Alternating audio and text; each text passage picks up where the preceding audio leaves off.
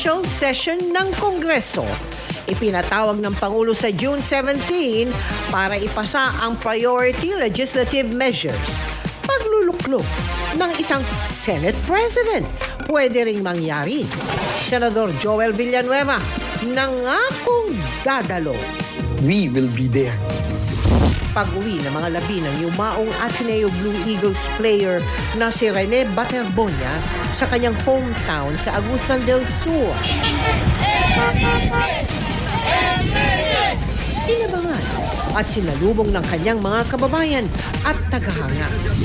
Coach nilang si Tab Baldwin at team manager Epo Kimpo na kapwa no-show kanina matapos ipatawag ng PNP-CIDG nag-resign ayon sa pamunuan ng Ateneo de Manila University. Posibleng homicide o hazing, tinutumbok umano ng investigasyon ng pulisya sa pagkalunod ng 2 student athlete. Matapos ang mahigit 3 buwang bakbakan, Iran at Amerika nagkasundo na sa isang peace deal.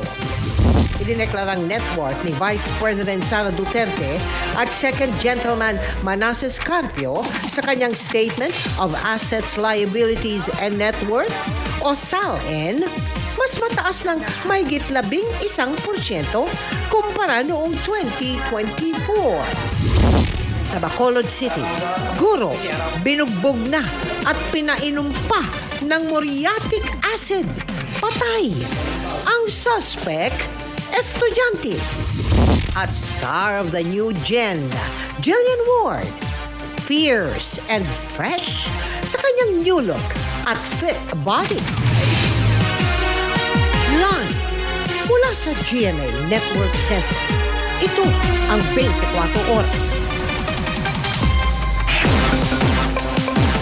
Magandang gabi po, Luzon, Visayas at Mindanao.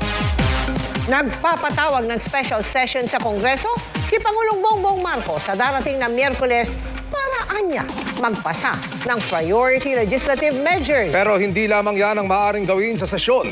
Inaabangan din kung may iluluklok na bagong Senate President sa gitna pa rin ng gusot sa liderato ng Senado. Nakatutok si Ian Cruz.